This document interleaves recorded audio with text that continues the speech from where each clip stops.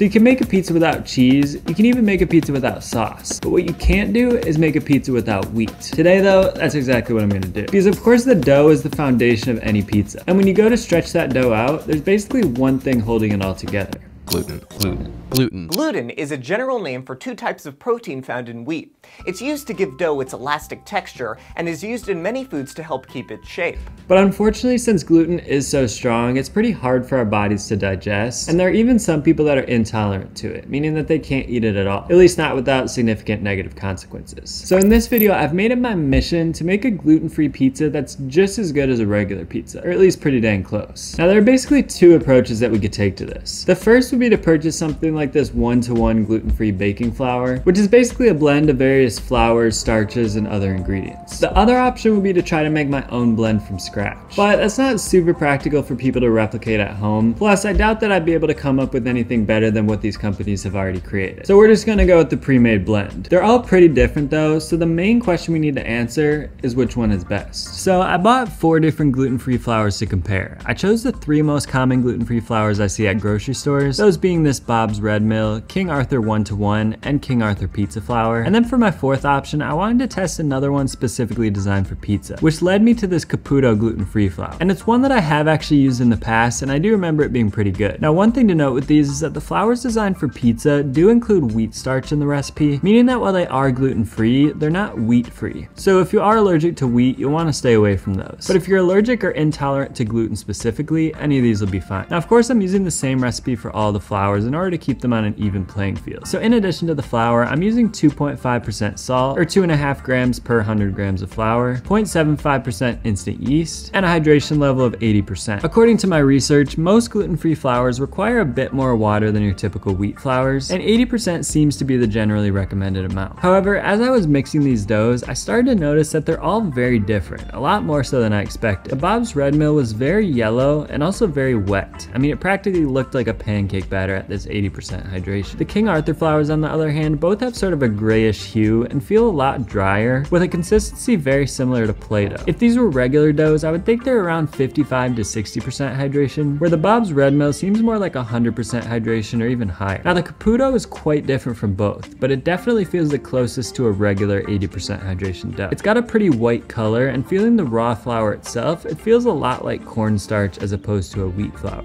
But once it was mixed, it had a super nice structure, at least for a gluten-free dough. It actually stretched somewhat like a regular dough, although it still does tear a bit more easily. So anyways, after mixing, I just transferred each dough into its own dedicated container and let them rise in the fridge for about 24 hours. And when I took them out, I was surprised to see that the Bob's Red Mill rose the most, although it still had a very liquidy consistency, while the Caputo dough still seemed by far the most like a regular pizza dough. It stayed in its nice balled form and rose about the same as I'd expect from a regular pizza dough. The King Arthur flours really only rose a little bit, I'm guessing because the dryness sort of prevented them from being able to expand as easily. But regardless, they all seemed ready to bake at this point, so it was time to start assembling the pizzas. Now these are all gonna be 8-inch pizzas, so I'm gonna try to bake them all at the same time on my 16-inch steel. So what I've decided is that I'm gonna shape them directly on this piece of parchment paper here. Since obviously they don't have a strong gluten network to support lifting them up, this is gonna ensure that they don't tear. And really, the whole goal of this experiment is just to compare these flours side by side, so as long as they're on an even playing field, we should be good. Now I'm gonna use rice flour to shape these, because my usual semolina flour is not gluten-free. And we'll start with the Bob's Red Mill. Now this is kind of more of like a batter than it is a dough, and so really I don't think we'd even be able to shape this without parchment paper. Not super optimistic about this one. And there we go. Now onto my King Arthur all-purpose. Definitely a lot more promising.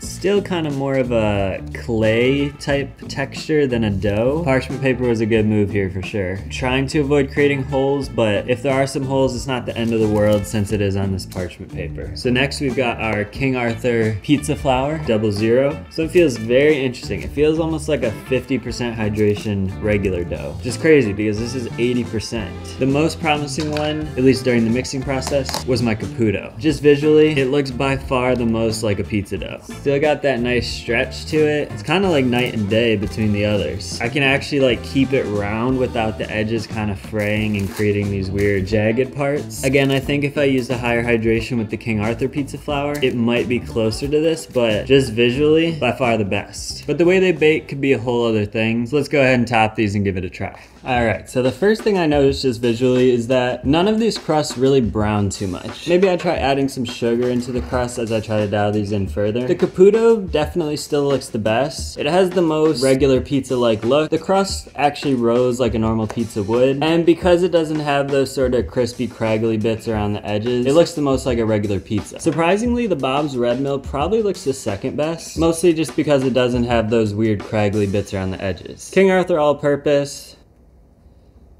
looks in pretty rough shape, and the King Arthur 00 doesn't look bad, although it also didn't brown as much either. Maybe this is kind of designed for use in like a wood-fired oven like a normal 00 flour would be. But anyways, let's give these a try. All right, we'll go in order, starting with Bob's Red Mill. That's actually not bad at all. I honestly think if you gave this to somebody and didn't tell them that it was gluten-free, they probably wouldn't even know. They might think there's something weird about it, but I've definitely had worse crust than this that wasn't gluten-free. The only kind of weird thing about it is just the lack of a risen crust. It's really hard to do that with the batter being so liquidy because it kind of just flattens out over time. Maybe I could try using a lower hydration with it, but then again, maybe the high hydration is why it works so well. Let's move on though to our King Arthur All-Purpose. So definitely not quite as good as the Bob's Red Mill. It kind of just has like a drier, crustier consistency to it. And the dough doesn't really have a lot of chew. It kind of just tears apart. Whereas somehow the Bob's Red Mill did actually have a little bit of chew to it. I'm not super happy with the result. Let's try the King Arthur pizza flour though and see if that does any better. Yeah.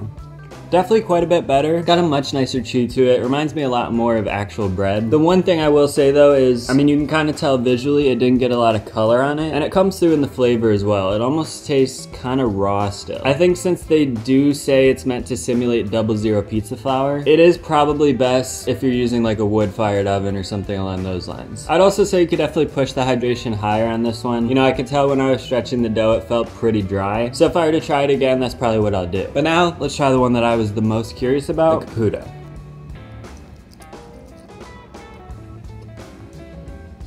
Yeah, I mean, definitely the most pizza-like. Got a really nice chew to it somehow. Got the best rise, and again, it was the easiest to shape. So for me, I don't really see any reason not to use it. The only gripe I have with it is, again, it didn't brown quite as nicely as I would have liked. But I think we can probably fix that by tweaking the baking method. And like I said, maybe adding a little bit of sugar to the dough. The other thing, of course, like I mentioned before, this does contain wheat starch. So if you have a wheat allergy, then you wouldn't be able to use this stuff. If you do have a wheat allergy, I think the Bob's Red Mill is probably the way to go. And you can just use the parchment trick like what I did. But if you have a gluten allergy, then you'll be just fine. Again, I think any of these could be passable with a little bit of tweaking to the recipe, but to me this is the best option because it's an easy one-to-one replacement. I mean, whatever pizza flour you would typically use, just replace it with this, maybe bump up the hydration a little bit, but you're gonna achieve a pretty similar result, and it's gonna be gluten-free. However, with that said, this is still far from the result that I'm looking for, so let's do a little bit more testing. But first we need to talk about this video's sponsor, BetterHelp. Because you may know if you've seen my recent videos, I've currently got quite a bit going on in my life. Between this channel, my pizza pop-ups, working at a restaurant, planning my wedding, not to mention trying to fit in time with friends and family, it can get pretty overwhelming. And honestly, in the past, I've often let my sort of stress, anxiety, and overwhelm prevent me from maintaining some of those important relationships. And so my goal for this year is to work on that, and just in general, to achieve a better balance in my life. Problem is though, I've never known exactly how to do that on my own. Often I just need to talk to somebody to get a second opinion, or to give me that extra push I need to get out of my comfort zone. Which is why I'm excited to introduce BetterHelp. BetterHelp connects you with a licensed therapist who's trained to give you helpful, unbiased advice. You just go to their site and answer a few questions, and BetterHelp will match you with a professional with years of experience. And usually the whole process is done within 48 hours, so you can get started fast without all the usual rigmarole with in-person scheduling and meetings. And you can do it all from your phone or computer, via phone call, video chat, or messaging, however you feel most comfortable. It's really the easiest possible way to start talking to a therapist. And honestly, I don't think I would have ever gotten started if it weren't such a frictionless process. So to let BetterHelp connect you to a therapist who can support you, all from the comfort of your own home, just visit betterhelp.com/CharlieAnderson or choose Charlie Anderson during sign up and enjoy a special discount on your first month. So thanks a lot to BetterHelp for sponsoring this video, and thank you for your support. Now let's get on to my next test. So for this next test, I basically just wanted to figure out the ideal hydration level for this flour. Because like I said, I felt like I could push it a bit higher than 80%. So here I made two doughs. One at 80% hydration again, and one at 100%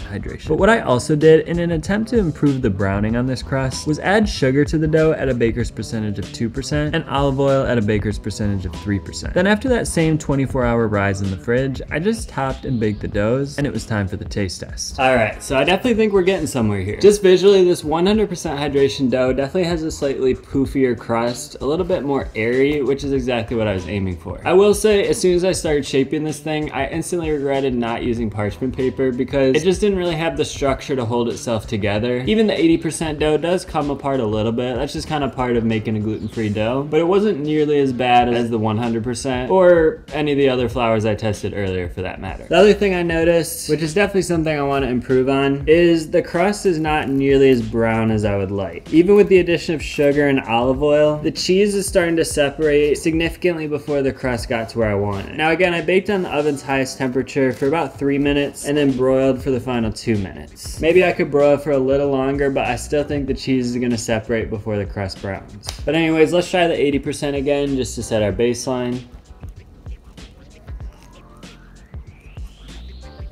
I definitely like this 100% version better. I mean, just like when you increase the hydration in a regular pizza dough, it gives it a lot softer texture, but also airier, which leads to more flavor in the crust as well because you get all those nice air bubbles. I mean, this crumb structure almost looks like a regular pizza dough to me, which is pretty incredible for a gluten-free dough. So I think it's probably worth testing even higher than 100% hydration, which I will do before I settle on a final recipe. But while I was tasting these and sort of brainstorming potential solutions, I remembered something I watched a few days ago during my research for this video that I think is going to solve all of my problems. The starches in most gluten-free blends require lots of water in order to rid them of this bad texture. After proofing and shaping our super wet dough, we par bake it for 45 minutes in a low oven to drive off that excess water and set the starches.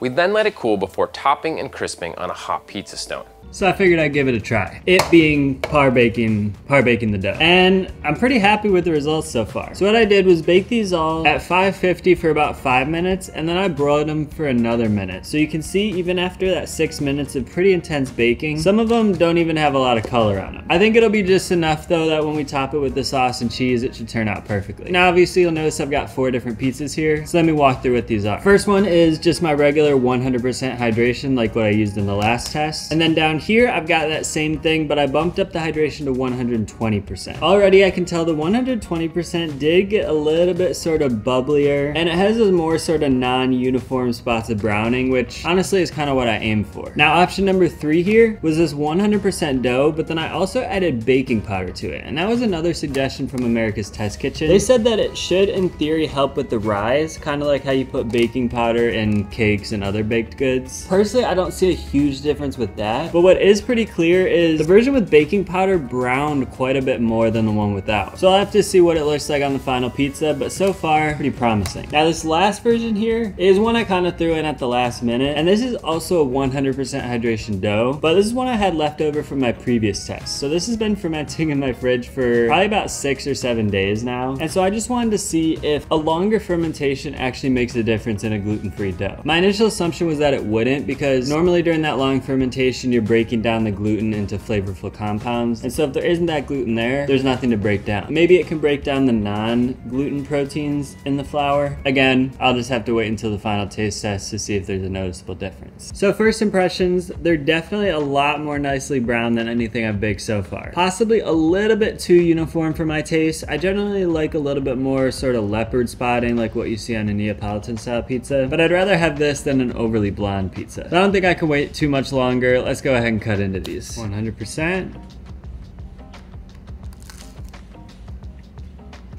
I'm gonna try the 7-day fermentation back to back to compare with that.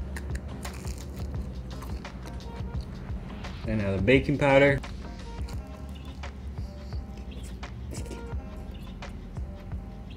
And the 120%. Alright, so there's definitely a clear winner here, and I'm pretty happy with the results, to be honest. So first, let me address the whole longer fermentation thing. I had this 100% dough that was a same-day dough versus this one that was fermenting for about 7 days, and honestly, I couldn't tell any difference in the flavor. The same-day dough actually browned a little bit better too, so really for a gluten-free dough, I say there's no reason to do a long fermentation. If anything, it kind of just breaks down the structure of the dough and makes it harder to shape and more likely for it to develop holes and things like that. It seems that based on my experimentation, with gluten-free dough, you kind of want a fast, strong fermentation as opposed to a slow, longer fermentation. Now, I'm also going to go ahead and eliminate the baking powder dough. Reason being that, for my taste, it just browned a little bit too uniformly. Like I said, I kind of prefer that more leopard spotting effect. And I mean, if it didn't improve the result noticeably, there's really no reason to recommend adding an additional ingredient. I think that we can achieve pretty good results just using the Caputo flour on its own, as long as we determine the right hydration level. Which brings me to my final